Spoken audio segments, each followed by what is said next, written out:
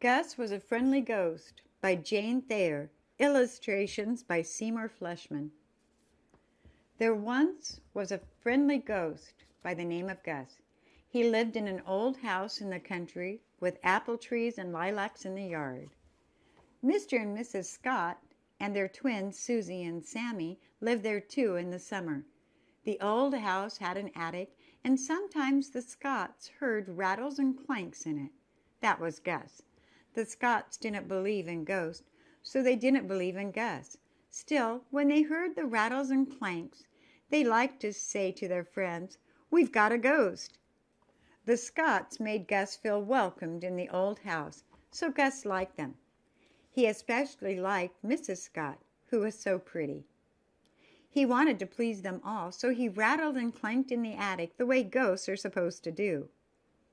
"We've got a ghost," said the Scotts proudly, though they didn't believe in ghosts. The autumn came, and the Scott family left. No need to rattle or clank now. Gus had nothing to do but sit around.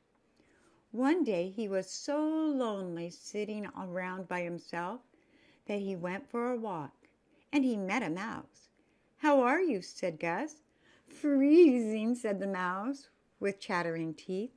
"Come and spend the winter at my house," cried Gus. "Any people there?" said the mouse. "I do hate people." "Not now," said Gus. Mouse scurried about the house. It seemed a good place to spend the winter, but it was chilly. "Let's build a fire in the fireplace," said Mouse, with chattering teeth. "I'll get a match." He scurried to the kitchen, but the Scotts had taken away all the matches on account of mice. "Bother!" cried Mouse. Gus had never built a fire. Ghosts never get cold, but he wanted Mouse to be happy in the house. So he said some ghostly words he knew, and a fire began to blaze in the fireplace. "Well," said Mouse with delight, "let's have a bite. I'll look in the cupboard." He scurried to the kitchen, but the Scotts had taken all the food away on account of mice. "Bother!" cried the mouse. Gus had never cooked a meal. Ghosts never get hungry, but he wanted Mouse to be happy. "Toasted cheese sandwich," said Gus. "There isn't any," began Mouse. Then he saw that Gus was slicing a big piece of cheese. Mouse was delighted. Gus was pleased that he thought of the cheese. Gus pulled the table up to the hearth. He plied 9 pillows in the chair for Mouse, and Mouse enjoyed his toasted cheese. Finally Mouse wiped his whiskers. "Which is my room?" he said.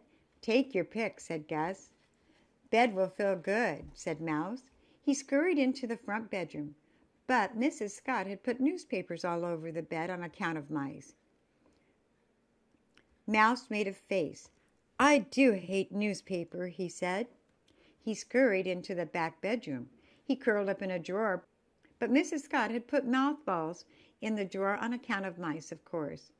Mouse made a terrible face. "I do hate mothballs," he said. Gus wanted Mouse to be happy in the house. "Try the attic," he said. Mouse ducked into a hole in the wall that Gus showed him and found his way to the attic. He burrowed into an old mattress and went to sleep in the stuffing. Gus washed the dishes. He was delighted to have Mouse in the house for company. When Mouse woke up, he scurried downstairs and said, "How do I get out of here?" "Don't go," cried Gus. "Aren't you hungry?" "What are we having for dinner?" said Mouse. Gus began to be very busy. Mouse liked 3 meals a day with nibbles in between, so Gus put on an apron. He got out a cookbook and looked up all the things a mouse might like to eat. He spilled sugar on the floor. He got some flour all over his face. He burned his fingers and made macaroni and cheesecake. He whipped up cheese soup and cheese sauces. He made cheese bread and cheese biscuits and cheese popovers and cheese pie. Mouse never had time to help. He was so busy with various matters. But Gus didn't mind. Mouse grew plump on the cheese sauce. At night, when it snowed, Mouse read to Gus by the fire. Sometimes they played checkers. Sometimes they popped corn. firelight flickered on the old window panes, and smoke curled up the chimney. No one was near to notice. But at last the snow melted and the sun grew warm. The buds on the apple tree swelled, the lilacs burst into bloom, and one day a car drove into the yard. The Scotts were back. When the mouse heard Susie and Sammy running through all the rooms, he ducked into the hole in the wall and rushed to the attic. When he peeked out of his mattress and saw his friend Gus, he cried angrily, "I'll scare them away." "Why? They're nice," said Gus in surprise. He was glad to see the Scotts, especially Mrs. Scott. But Mouse had been so happy in the house with Gus cooking and everything that he was furious to think the Scotts had come in to spoil it. Gus couldn't cook with the Scotts in the kitchen, so Mouse scampered down to the parlor when the Scotts were playing checkers. He ran back and forth inside the walls, patter, patter, patter, patter, patter, patter, patter, to scare them away. "We've got a mouse," said Mr. Scott, but the Scotts weren't scared away.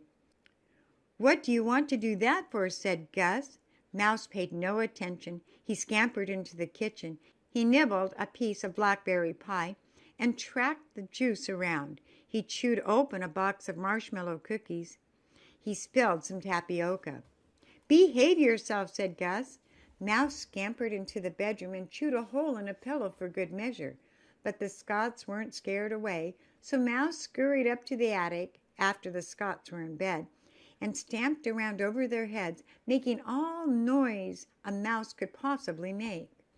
Finally, Mr. Scott set a mouse trap the next day. The mouse saw the new thing in the attic and smelled something good.